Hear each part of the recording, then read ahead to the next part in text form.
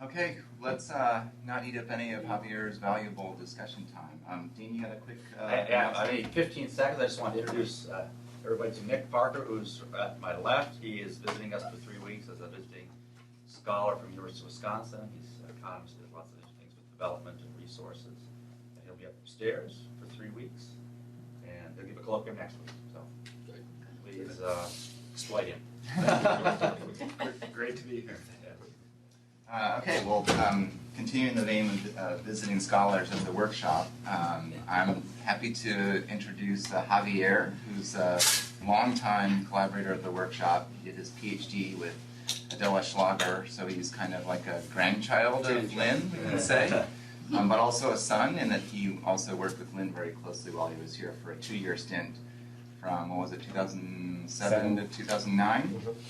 And that was a really unique time at the workshop. There was an amazing set of scholars, Esther Bianco, Sergio Villamayor Tomas, Maria Claudia Lopez, Graham Epstein, Michael Cox. Like, there was an amazing group of people who were all working on very similar kinds of topics related to CPR, natural resource governance. And I think of it as a really special time because everybody really kind of clicked, and it was just a hive of energy, in my opinion. And Javier was unique in that he was one of the few, or maybe the only scholar who was working on marine systems, but nevertheless it was the institutional analysis and experimental economics work that kind of tied everybody together to a large degree. So Javier's work, he's got more than 50 publications published in top journals like Global Environmental Change, Nature, Science Advances, PNAS. He's already got a H-index of 27, I looked it up this morning, and more than 500 sites this year. His work has also been written up in social media and national press like Washington Post. And he's also doing, I think, fairly unique scholarship in that he works very, very closely with communities and does what really is an expression of researcher-practitioner interaction, which is really a big kind of movement in IESC and the International Association of the Study of the Commons. And so I think he kind of represents the best of the kind of scholarship that can result when you have formal training in social science and environmental science, you have rigorous empirical analysis, and you're doing kind of deep, extensive field campaigns linked with kind of team-based collaborative science. So Javier will do, I think, a short 5-minute introduction of his paper and talk about the context and background. So Javier, please. Thank you, Tom. Thank you, everybody, for being here. I'll give you a brief intro of the motivations of the paper and also why small-scale fisheries, which is a little bit in there, but what I don't talk about in the paper is how big of a topic is becoming around the world. Most of the scholarship on fisheries as common pool resources, it goes back to Gordon and Schaeffer's model, 1954, and a lot of thinking about common pool resources started in fisheries. I should say industrial Western fisheries. And so a lot of the bioeconomic science that has emerged from that applies to industrialized Western fisheries, and not as much as non-Western, but also what we call small-scale or inshore fisheries, which we learn more and more. Well, they're inherently hard to quantify, partly because they don't land their catch in one particular port, so they are not in any statistical accounts of their catch. They're like little ant groups of small communities landing catch here and there.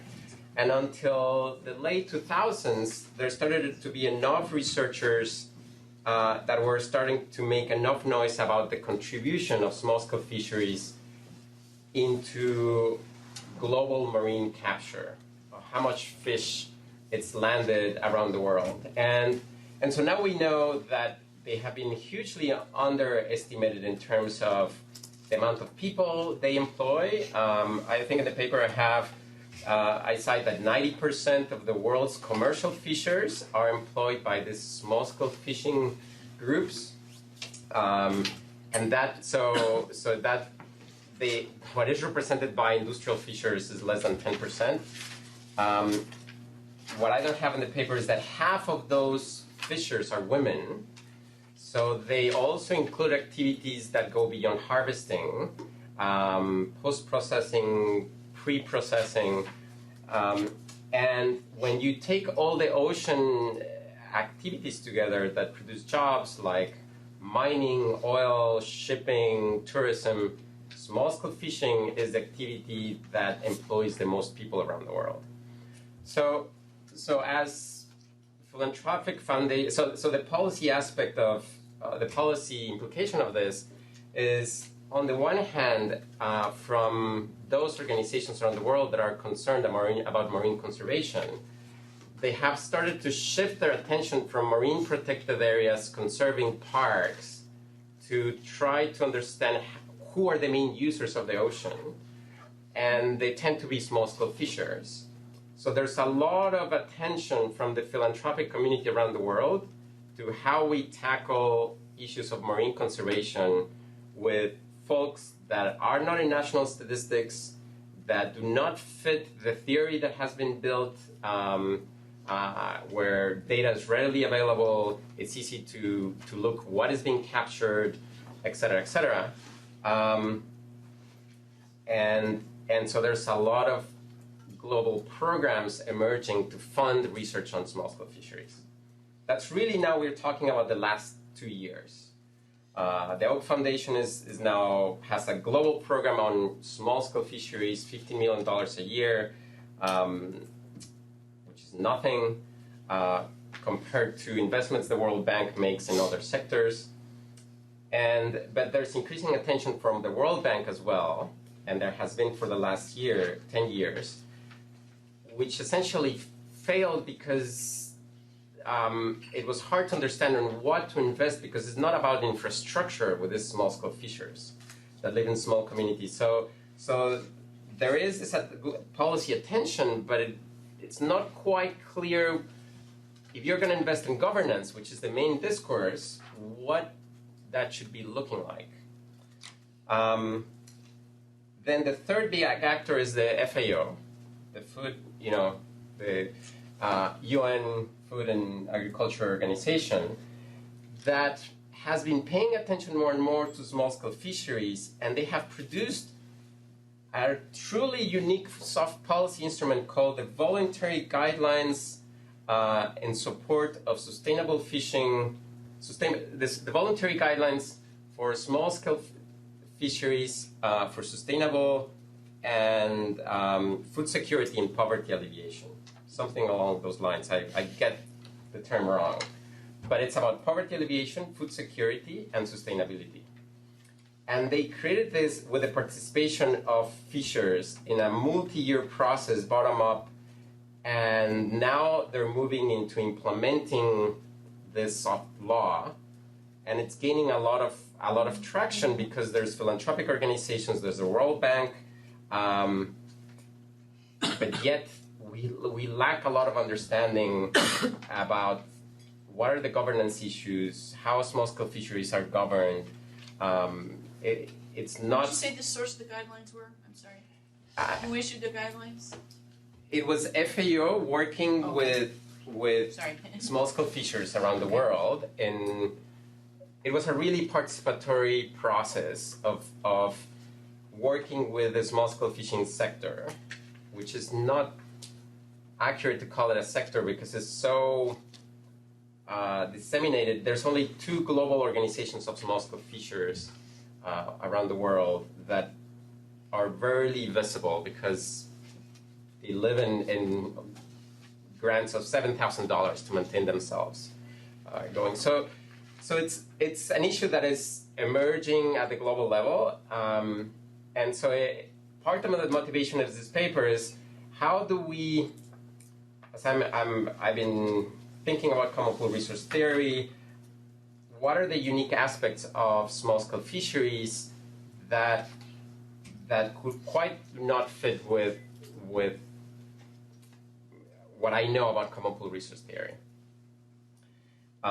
So that was one motivation, and probably I have too much in the paper, but the 2 aspects there are 2 motivations that are related to theory development that we are trying to do based on Lynn's work was there are, on the one hand, there are aspects, when you look at the fisheries literature, fishing has become synonymous with harvesting. And policy making is all focused on harvesting. But I view fishing, when I'm on the ground, fishing starts from the time that the wife gets up to make lunch for her husband so he can go to fish, when they're making decisions about boat building and building trust and reciprocity in boat building in that community, so that then their crews are influenced of all those interactions, and how they're going to harvest has been influenced by all those interactions, but still policy making is based on their act of harvesting. And I see the work that my colleagues are doing, and my cohort and cohorts below, following that trend. So what I'm trying to do here is call attention to pre-harvesting and post-harvesting as part of fishing. And I took the work that the Ostroms have done and that Mike McInnes has done in linking action situations to bring attention to the importance of pre, post, and harvesting. So that's one aspect that I'm trying to highlight in the paper. And the other is what I call micro-institutions, and we can argue if that's a good label or not. I've struggled a lot with that. But those interactions that are important in group formation that happen before the harvesting takes place as well. And having done a little bit of experimental work myself, I feel that a lot of those issues have been worked out or through experimental work, but in a lot of those settings that I work, experimental work is not feasible. Logistically and also ethically, or I mean, there are issues with it. And yet I found it a very important and powerful tool. So I think part of my motivation is can we learn about motivations for group formation without using experimental approaches and still help us understand operational level and collective choice level structures and rules and interactions. So those are the three motivations of the paper. Contribute to a policy environment where small-scale fisheries are becoming increasingly important, there's increasing resources put into it, and they're turning around to where the theory is, and, well, there's not enough guidance, in my opinion. And the guidance they're finding is in industrial fisheries from Western environments that really do not fit for a variety of reasons.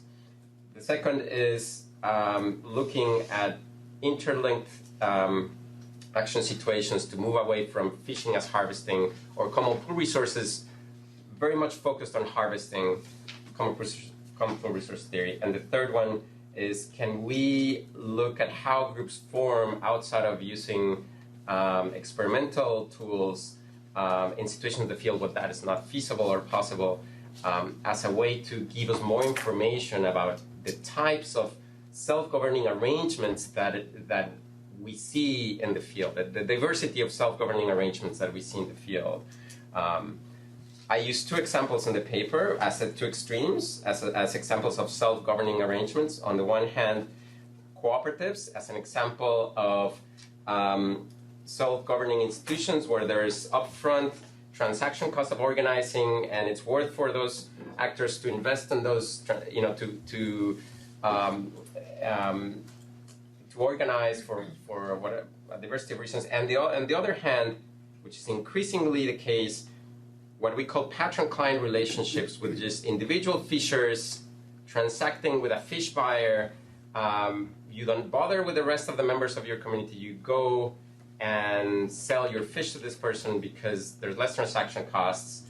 So it's a more individualized world, which is further disempowering these communities, which for me, small-scale fishing is a quintessential example of self-governance because they have been, for the most part, outside of the realm of the state. In Mexico, which is the context I know the best, but in other places, fisheries agencies are the most underfunded, except unless you're Norway, unless you're Iceland, unless you're Japan. They're underfunded, understaffed, and the staff is divided. In Mexico, for instance, the staff that is there is devoted to the industrial fisheries, the ones that are well organized and have seats at the table and collective action arenas at the federal level. So they're quintessential examples of self-governance, so I use them as a good laboratory to understand more theories of self-governance. Yeah. I think I'll stop there. Yeah. Let's open it up for discussion and questions. Yeah. Mike. I'll start you off. You were kind enough to cite some of my work, so it's a good sort of I think it's a very interesting work, Javier. I'm very glad to see you're going down this way. But let me make a couple reactions. Yeah. You noted that you weren't sure micro-institutional level was the right choice, and I'd have to agree with that. Yeah. But I kind of see why you were going in that direction, because one of the parts of the IED framework that gets overlooked is the constitutional choice level. And so really what you're talking about in the formation of new groups or the formation of who's involved in setting policy issues, that's really at the constitutional level. So another way of doing that without introducing a new term is to call it the constitutional level. Other aspects or other areas of literature talk more about constitutive processes or constitutive rules and things like that, the ways in which groups are formed.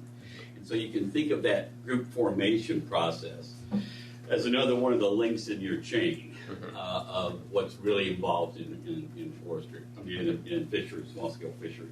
You know, forming the cooperative would be one step. With some of the groups that go down. If they're just interacting with individual market participants, then basically who sets up that market? You know, who's regulating and setting up that market would be a different constitutional sort of process that some groups would be involved. And that's the kind of thing that I think will help distinguish your patron-client versus the co-op. I was a little concerned with the way you laid this out. You have the cooperative here with an example of fishing co-op, and then a non-cooperative example is patron-client. Well, there's cooperation in patron-client relationships. It's just not symmetric cooperation. Okay, and there are these differences between benefits. But I see in your figure here on page 17, you talk about cooperative is there's close linkages between the operational and collective choice arenas, and I would say also to these collective choice arenas.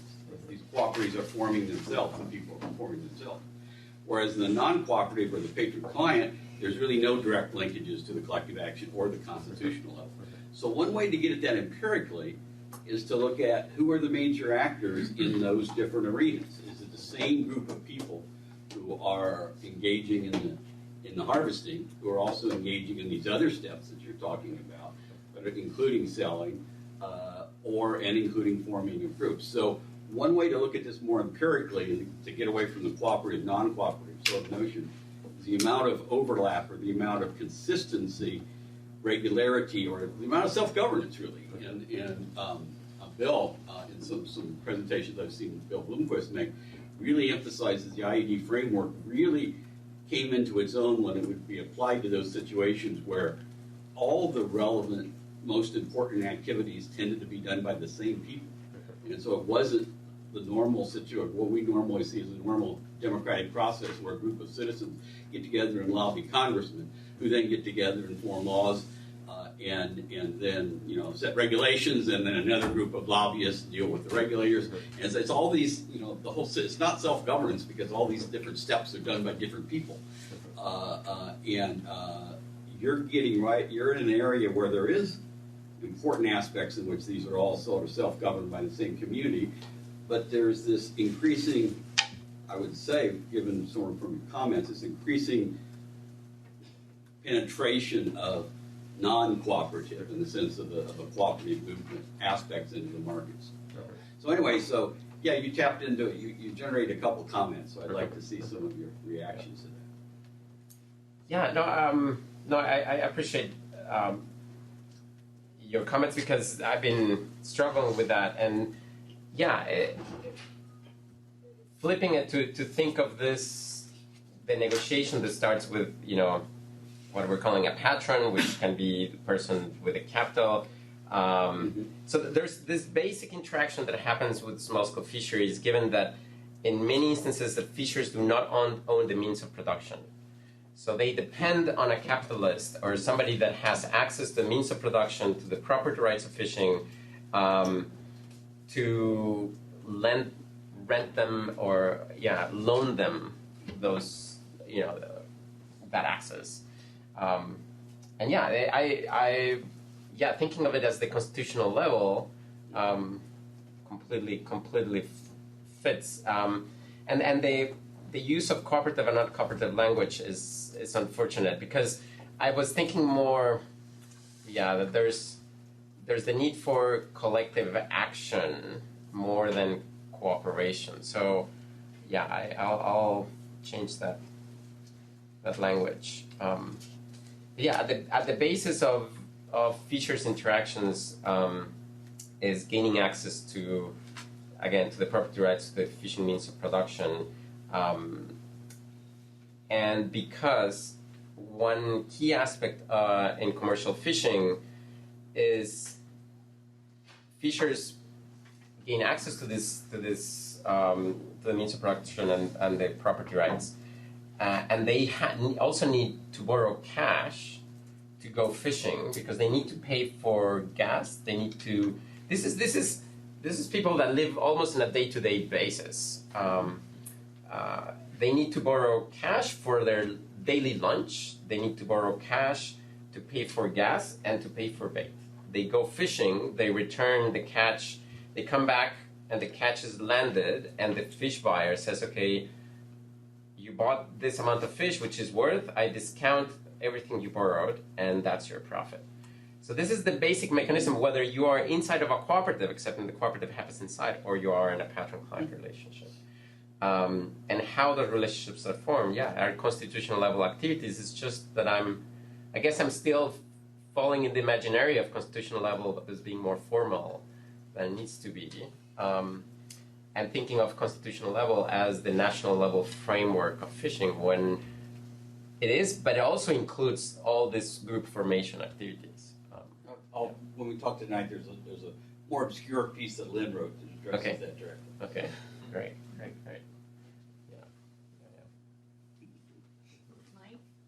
I would be, just real quick, I'd be interested in what that obscure writing is. It's in the Bielefeld volume from 86 or something.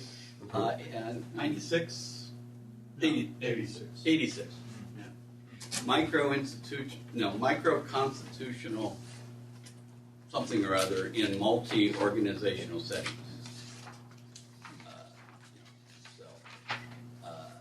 It's a book chapter, but it was really nice when Dan and I thought about putting that in some of the volumes we're putting together, but wherever the hell that was published, they were going to charge a lot of money. And it was long.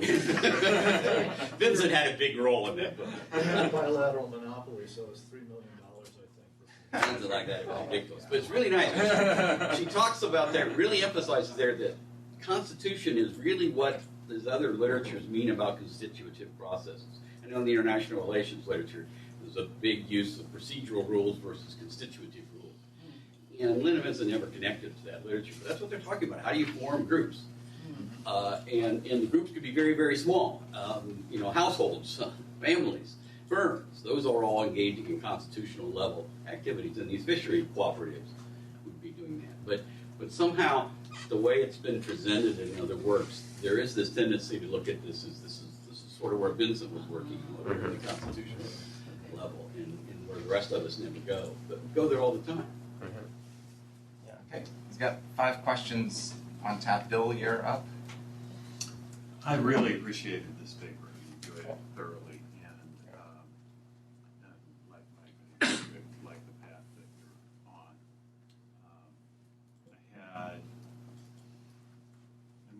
I'm going to first say one of the things I really appreciated, and I invite you to go outside the scope of the paper for a question. one of the things I really appreciate about it is consistent with what Mike was saying, trying to look at group formation and the creation of organizations out of people's everyday lives, as opposed to a more abstracted notion of an individual sort of picking off of an institutional menu of options and saying, well, I think I'll form a co-op because of X or Y or Z advantages and disadvantages relative to this, that, or the other thing. And what I gathered from the research that you're doing, that development of cooperatives or that development of a relationship between a patron and a client really sort of grows out of people's lived existences to the point where they don't even hardly think of it as something that they're choosing to do. Absolutely. And so research that kind of enriches our understanding of that is really great stuff and welcome, at least from my point of view. You write in this paper about how these organizational arrangements, these institutional arrangements, from the individual through the cooperative, et cetera, have interacted with and responded to changes of policy signals from the national government and things like that. That's good. I want to take you outside the paper and ask, in what ways would this approach of thinking about micro-institutions, I'm going to leave to the side the question whether that's a good move or not, but in what ways would this approach of thinking about micro-institutions and linked action situations help us understand adaptation of these small-scale fishers to not so much what's going on in the policy environment, but what's going on in the natural environment? How would a change in the nature, literally speaking, of the fishery feed back into the kind of decision making and choices and conversations people would have? Yep. How would you respond? Yeah, no, thanks for the opportunity, because we are right now conducting a national level study for the first time in Mexico of the performance of fishing cooperatives. So I saw this, I've been working on this paper for more than a year as a way to organize this study, organize my thinking of the study, and in order to get to understand the adaptation, how the organizational form might be responding to pressures from the environment, we needed to have a way to understand the institutional diversity that we see in small-scale fisheries, at least in the Mexican context. And so I chose the two extremes, cooperatives and non-cooperatives, to start with, to start developing understanding of how can we understand then the range of institutional diversity we are seeing now, because the results of our national level study are coming as we speak, like we're in the process of finalizing analysis on that. So I don't have an answer to how, but now we have built an infrastructure to have an answer to how they might be adapting, because we have collected information about cooperatives in the country, how different organizational forms, and I can explain how we did that. And we also are looking at catch per unit of, at catch. The problem with that is that this is as reported by the government. And so, but we have our performance variable is,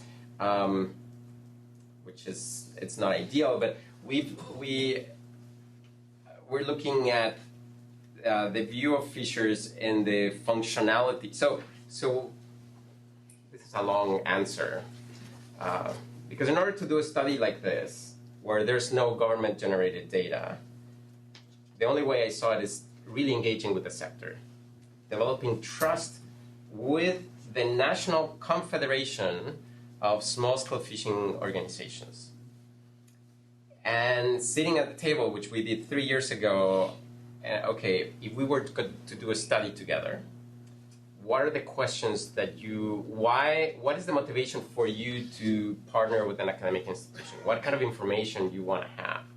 And this was us, academia, the Confederation, and 2 civil society organizations. And they said, we don't know anything about our members. We need to have information about our members in order to lobby or to do better work representing them. The civil society members said, we want to produce information that guides us on how to improve the organizational capacity of fishers under the premise that better organized fishers lead to more responsible fishing, which leads to more sustainable fishing. And I want to understand the institutional diversity and be able to build a theory of institutional diversity in small-scale fisheries. So that was 3 years ago, and that led us to realize that some of our questions were going to be affected in how we could access the data through the sector. They gave us access to the Confederation, which is an association of federations, which are associations of cooperatives. So our performance variable, what is the functionality of these cooperatives, ended being the opinion of the presidents of the cooperatives, how well they're functioning, the opinion of the presidents of the federation of these cooperatives, and the opinion of members of the cooperative about how well they are governed by their leaders. We call it a 360 approach where this is perception data, but it's perception data coming from those that are the presidents of federations that are looking at a range of cooperatives, some that are well-performing, some that are not well-performing. The president of the cooperative itself, which might, I'm not sure you can trust that much that, there's conflicts with that information, and the fisher that belongs to that cooperative. I think it's a very ambitious effort because we went around the country collecting that data. And so that's our outcome variable in terms of functionality.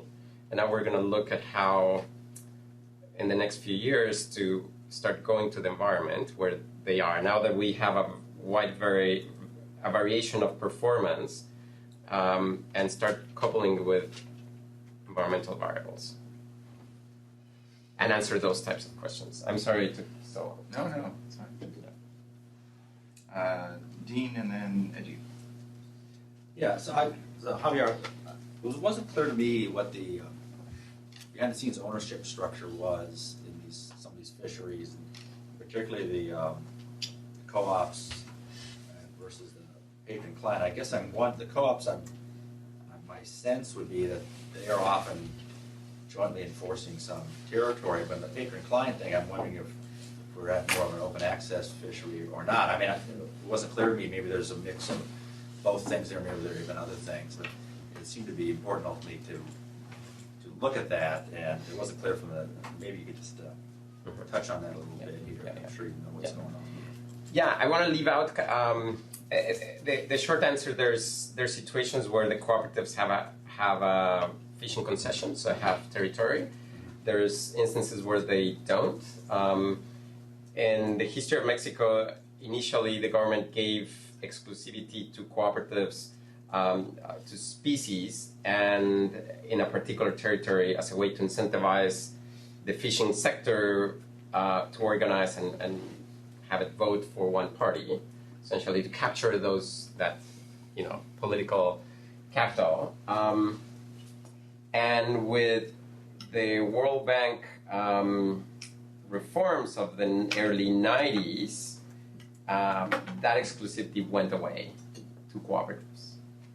So now any corporate agent could access property rights to fishing, which previously were exclusive to fishing cooperatives. That's how patrons become more and more prevalent. And so now you have a mix of cooperatives that still have territory, a mix and some that don't, and the patrons that have gained access to fishing permits, they don't have fishing concessions. So it's mostly it's mostly open access in the sense of territory, but the fishing permits some say what species can be harvested, what amount, and in which geographic range, but it's never enforced.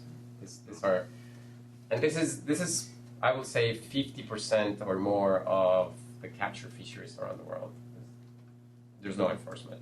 Not even local Yes. Local, yes. enforcement, that's Yeah. some sort of equilibrium where I'll stay on my side, you stay on your side of the harbor or whatever it is. Yeah, and that has most examples that where management works is at that level, but as the range of fishers that can move from one region to the other increases because of more powerful boats, those controls are further undermined.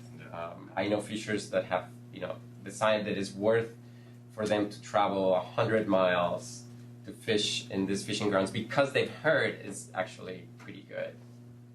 Just investment, and then it sometimes pans out and sometimes it doesn't. But so if you were to do a discourse analysis of what the problems of governance is in fisheries from the 50s to the 2000s, first you will hear that it's a problem of underdevelopment. There's not enough people fishing. 80s, 90s, it's now a problem of overexploitation, and currently it's a problem of conflict, and it's partly people coming from other places to fish. Yeah. And the idea that enforcement will come from the government is not viable. Javier, thank you. I'm not sure I have a totally formulated point here, but I wasn't able to finish the paper. But so really appreciate that you're trying to open the operational level to understand how it works, right? Now there are infinite possibilities of individual processes that may matter, right? So how do you make that choice? Where do you start? Do you start with an operational level problem and go to understand the individual dynamics behind it? Or do you start from an individual level problem and expect that there are emergent properties that you can analyze at the operational level? So that's one question I couldn't grasp. What matters really to connect all those individuals' dynamics to a level that is the system level? Because the system level in fisheries is quite important. Like we're talking about for instance, a lot of those fisheries have quotas that are decided, in a group, right? Or if you're thinking about a lake, right? The lake in which people live, or a river, a small river, may be just a collective system, right? So many of those dynamics will play at that level. And also, it's saying the same as Bill's question, I didn't see attention to biophysical variables, whether that matters at this level. What key element is interannual variability on fisheries, right? That defines what one will decide. So how do you see those variables coming to this? Thank you for that question too. Well, I'll answer it at two different levels. On the one hand, my motivation was to take my eyes out of harvesting. I was really focused on trying to understand fishing through harvesting. And so I was motivated to go out of harvesting and look at the action situation where fishers form their business relationship, which was how they negotiate access to property rights to fishing means of production. So I saw that if we can understand how that gets established, we can start better understanding some dynamics we see in harvesting. So that was part of my motivation, and that came from spending a lot of time in a community where I got to understand the community since it was formed. And the question, which was not a very well formulated question, is like, who decided to be the first buyer? And I was thinking in terms of agent-based modeling. Like, if we have a population of fishers, why somebody decides to be the buyer? And so I was thinking, and I was talking with an agent-based modeler, and like, can we can we evolve a model from a population of fishers where everybody's fishing for subsistence, and suddenly there's a buyer, and so our first questions in the field, our first interviews is like, what makes a good buyer? Why people will decide to become a buyer? And some of them the answers were, it's just a good people person. And he didn't like the messiness of fishing, and he realized he was good in numbers. And so that led us to understand, okay, to ask, there's always more fishers, because small-scale fishing is the activity of last resort to really end in real poverty. Like if you are displaced from agriculture or from forestry, you go to fishing because you can feed yourself with that activity. So there's more labor always than people that have capital to commercialize. So how does the buyer choose among a population of fishers became kind of the next question. So those are the kind of a little bit how I was thinking about it. I had another. I lost my train of thought on the other. Will come back to me. Yeah, the other level I was. So your question was. I'm trying to remember the other point I wanted to make. Anyway, we'll come back. Yeah. Okay, we have 4/5 questions in about 17 minutes, so let's try to accelerate here. Sorry. Yeah. This actually kind of builds on what we were just talking about. That first question that you started with in the field of who decides to become a buyer. That's what I thought the paper was going to talk about in the empirical portion. So when I was reading this, I was kind of surprised, I guess, by the empirical section after having been led up to it with the theoretics. So I guess my assumption was that you're going to talk more about that kind of very initial emergence of these two different kinds of self-governance using co-op versus having this patron-client relationship. And instead, the empirical part seemed to me to be more about, I guess, these micro-level interactions within these pre-existing institutional structures that kind of, I still left with the question of how those initially formed, because that's where I thought the paper was going. So that's just kind of something I don't know if that's something you can get around by like kind of just reframing the first part, or maybe asking the question in a different way. That was just kind of something that popped out to me when I was reading the paper. Yeah, we quickly got interested in what happens afterwards, because it to me informs a lot of the institutional variation on forms of organizing fishing. And this goes back a little bit to Eduardo's question, the second point I wanted to make. Once there's a buyer and a fisher, and there's more fishers than buyers, how you choose is determined by how much you can trust that fisher is gonna pay back that loan that you give them initially, because the fish buyer is taking a risk, right? And it has a big incentive to choose trustworthy fishers that are gonna come back. So how that relationship takes place became more interesting to us, and that's where we focus the empirics. Because fish buyers will tell us, well, fishers, and this goes back to Eduardo, fishers will cheat you 20% of the time. They will essentially, because there's no enforcement, I can, Tom is a fish buyer, he lends me an amount of cash. I can lend part of my catch to another fish buyer that offers a better price and tell Tom, this is all I got today, because it gives me another source of income. what became really interesting is not in this paper, but we have an NSF coupled natural systems grant looking at this, is the level of cheating is related to environmental variability. So in a place where fishing is seasonal, you don't have access to the same species year-round because the temperature of water changes, etc.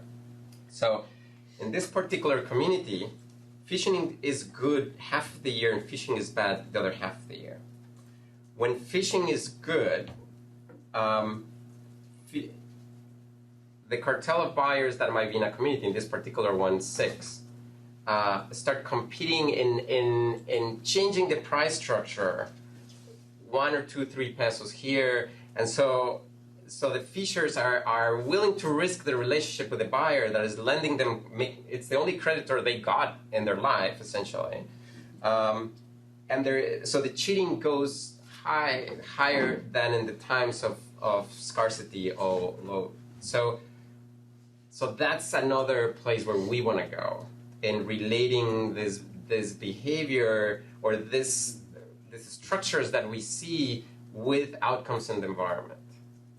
And that's more complicated than it sounds because the research on the environmental variability in fishing, well, I mean, I'm sure people who work in forests think that it's very complex, but at least you can see them, right? Yeah. And so I'm very jealous of that. Okay. Please. Hi, I'm Bob Kraftsuk. My academic home here is at SPIA. Yep. I wanted to make a suggestion, and if I might take us back to the conceptual level for a minute, Yep. and something that Mike McGinnis said when we started off here. Acknowledging the valid points that Mike makes about constitution making at various levels, I found Figure 5 on page 17 to be a very useful kind of an organizing framework for thinking about what you were attempting to do here, and so maybe sidestepping some of the conceptual confusion that might emerge from the use of terms cooperative and non-cooperative self-governance. It might be useful to retain this as a serviceable continuum by maybe focusing on transaction costs at the ex ante and the ex post kind of levels. Thinking about when you see high transactions costs of organizing production, I think that's a valid point. It's also valid that it's relatively low in the non-cooperative sense, but the enforcement costs are higher at Yes. one end than they are at the other end, precisely because of the presence of trust and trustworthiness. Yeah.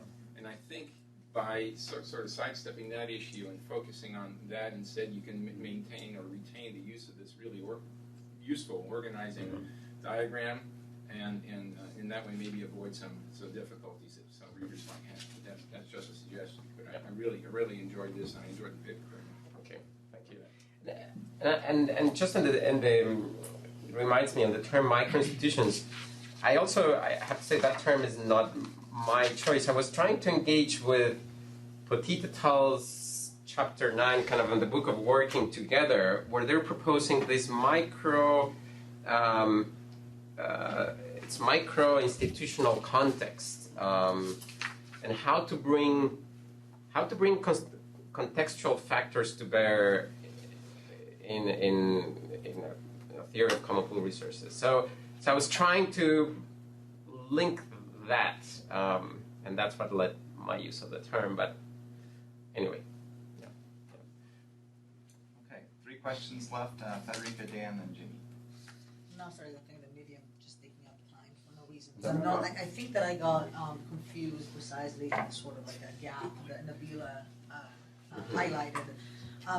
And what I was thinking about is the sort of like a right end of the spectrum in that particular figure. And the fact that the patron-client relationship sounds to me to just be doing something very, very different than the cooperative environment in this context. Particularly because this is a hierarchical relationship too. Right, so the fact that it's not a state that is sort of like setting the rules, but it's a patron, seems to me to be, so that's where like sort of I got confused as to why the spectrum looks like that. And in thinking about why the spectrum looks like that, I was wondering, and this is just my complete ignorance about small-scale fishing, it would seem to me that the right end of the spectrum would be there are no small-scale fishers, right, at all, because they're sort of gobbled up by either the industrial fishing or they just operate for subsistence purposes as opposed to commercial purposes. So I'm wondering, I guess that the question, the bottom line is to sort of like push you a little bit on why exactly do you see the spectrum as like working for your purposes in this way, and also, but also what do you see in the middle? In between these two extremes. So why is the right end the patron-client relationship, and what would the middle look like? The middle look like is an easier question to answer. So an example of an in-between, which we see a lot, is the state still has provides incentives or provides goods like subsidies, particular subsidies to cooperatives only. So a patron has an incentive to form a cooperative and just call it a cooperative and not govern it as a cooperative.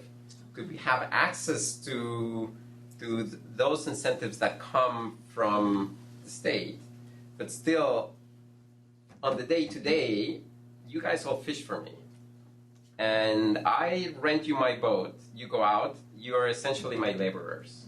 They're not all longer fishers.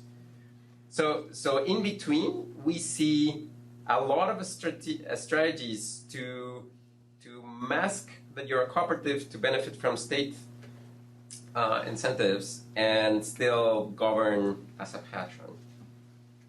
And that's in order to disentangle those situations, that policies that are leading to that. I think we need to understand the two extremes to then start thinking of what policies might help to disentangle those perverse incentives to organize. And why is the patron-client relationship one extreme as opposed to industrial fishing? Well, I mean, as opposed to, patron-client in the context of small-scale fishing, I mean, I think you're conflating small-scale fishing with industrial fishing, or I'm not sure how can I answer how. Think patron-client as opposed to cooperatives more than industrial fishing, because industrial fishing can be organized as patron-client or in cooperatives too. So you see it as completely parallel. Industrial fishing is more regulated, and they're usually organized in associations. The Tuna Association in Mexico lobbies the United States and wins. I mean, it's so powerful. It's people that have access to the president. So it's a completely different environment than what we're talking about in small-scale fisheries. Yeah. So. Yeah. Dan, then Jimmy.